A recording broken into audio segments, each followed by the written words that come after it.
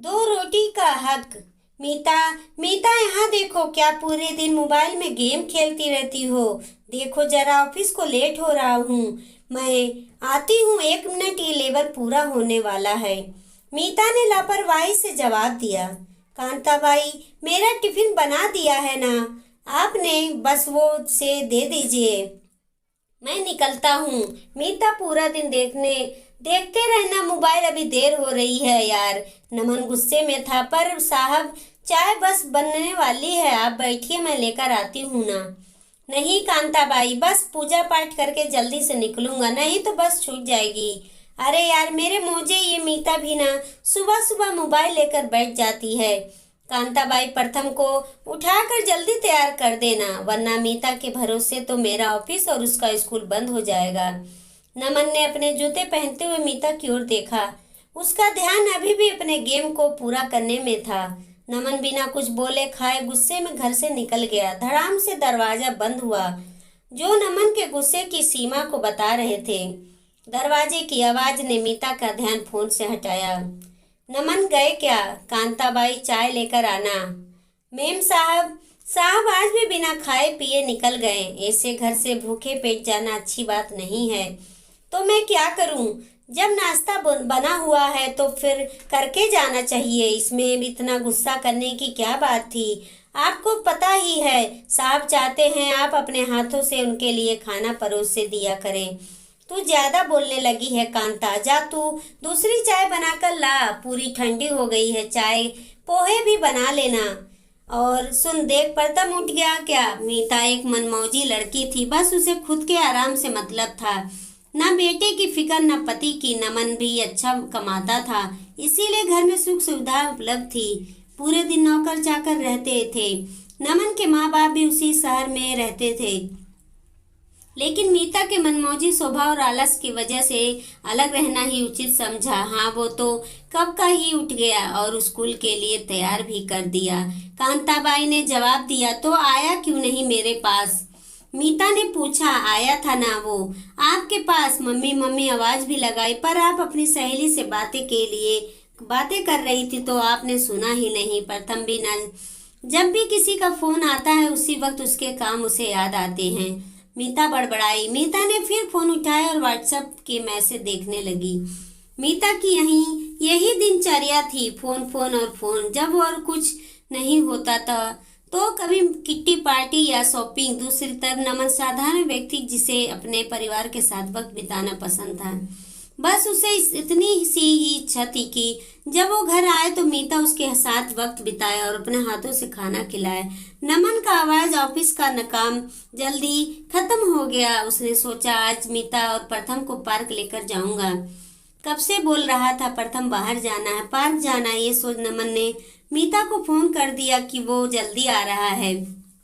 बाहर पार्क से मेरे बाहर पार्क से शेयर करेंगे, प्रथम भी खुश हो जाएगा। नमन घर पहुंचता है, मीता भी बहुत खुश होती है। थैंक्स नमन, अच्छा हुआ तुम जल्दी आ गए। आज मेरा बाहर जाने का प्रोग्राम कब से बना हुआ था। आज हम सब मैक्सिन का रेस्टोरेंट जा रहे हैं। मुझे तो प्रथम लोग लगा तो प्रथम को कांताबाई को ही देखना पड़ेगा, पर अब हम तो मुझे देर हो रही हो जाए तो कोई चिंता नहीं। मीता अपने ही धुन में कान में बलिया डालते हुए बोली जा रही थी। पर मीता, मैंने कहा था ना अपने तीनों पार्क चलेंगे, फिर मुझे रोज रोज तो छुट्टी मिलती नहीं। नमन ने नाराजगी जताई। मुझे नहीं जाना ये पार्क वार्क, मैं तो तुम बाप बेटे जा सकते हो। मीता ने अपना पर्स लटकाया और दरवाजे की ओर चल दी। सच मीता, पैसे और चक्कर क्रोध चौंध के आगे तुम्हें कुछ नहीं दिखता। अरे यार, अब फिर शुरू मत हो जाओ। और हाँ, तुम्हारे लिए कांताबाई खिचड़ी बना देगी। बस ये से ही मीता बिना किसी की परवाह के अपनी ही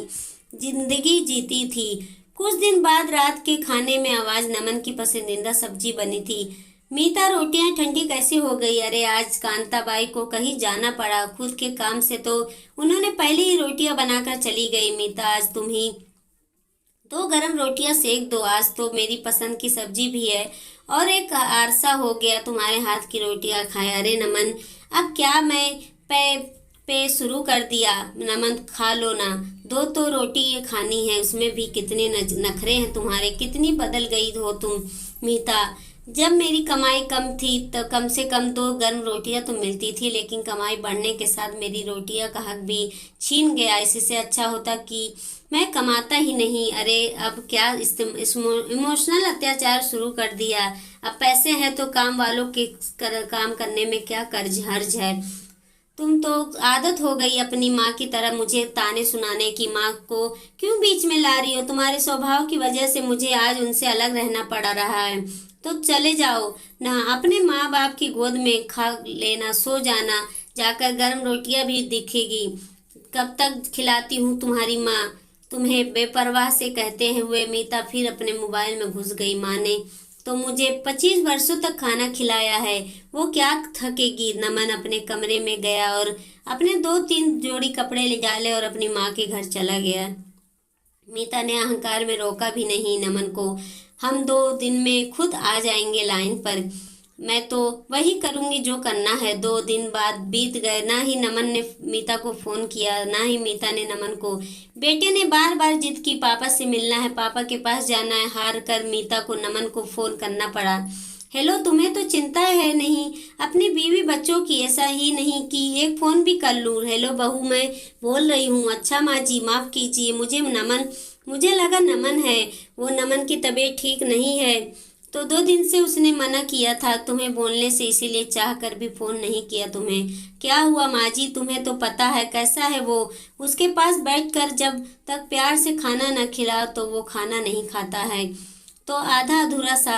इसीलिए डॉक्टर ने कहा है 6-7 महीने से ये बहुत कमजोर हो गया है, बीपी की समस्या है हो गई है। न मन में गुस्सा दबा के रखता है, अंदर से छूट गया है। मीता की आंखों में आंसुओं की धार बहने लगी। जल्दी से अपने बेटे को लेकर अपने ससुराल पहुंची। नमन गहरी नींद में सो रहा था। नींद की दवा की हुई थी। डॉक्टर पारिवारिक था, उन्हें पूरी बात पता थी। उन्होंने मीता को बताया, आप दोनों साथ में समय बिताया कीजिए। नमन बहुत भावुक लड़का है, उसके मन में ढेरों सारी बातें हैं। एक आदमी जब घर से बाहर काम पर जाता है तो न जाने कितनी परेशानियों का सामना कर अपने परिवार के लिए पैसे कमाता है, और जब घर लौटता है तो वो चाहता है कि घर में कोई तो हो जो उसका इंतजार कर रहा हो। पर जब नमन घर आता है तो नौकर ही उसे खाना पानी पूछते हैं। घर से निकलता है तो तुम्हें मोबाइल में घुसा देखता है तो उसके मन में ये विचार आना स्वाभाविक है कि वो जो इतनी मेहनत कर रहा है उस किसके लिए। बेटी, ये भी एक तरह की बीमारी ही है। जब आदमी घर अंदर से हताश हो जाए। मीता फूट फूट कर रोने लगी। उसे समझ आ गया पैसे से सुख साधन रखे जा सकते हैं पर खुशियां नहीं। उसने खुद को बदलने की ठान ली, वापिस पाना चाहती थी नमन को वो। नमन उठो, देखो तुम्हारे लिए अपने हाथों से खाना बना कर लाई हूँ, उठो ना। नमन ने आंखें खोली, अपने माँ बीवी बच्चों को अपने सामने पाकर मुस्कुरा दिया। मीता ने खुद खाना बनाया और माँ ने अपने बेटे को हाथों से खिलाया। वीडियो अच्छी लगी तो लाइक करें, चैनल को सब्सक्राइब करें। देखते रहे सुषमा मोटिवेशनल स्टोरी 2.0।